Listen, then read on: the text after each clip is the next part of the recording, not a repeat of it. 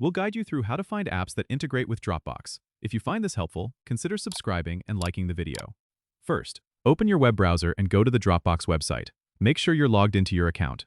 Once you're in, look at the left sidebar and click on the App Center option. This is where you can discover all the apps that work seamlessly with Dropbox. In the App Center, you'll see a search bar at the top. You can use this to type in the name of any specific app you're interested in, or just browse through the categories listed below, such as productivity, collaboration, or workflow.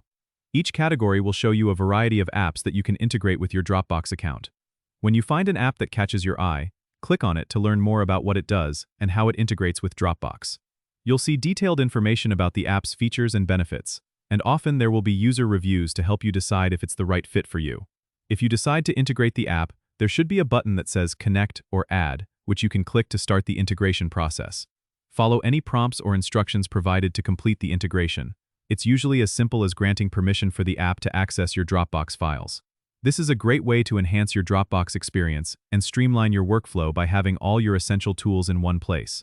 Don't forget to subscribe and comment if this helped you out.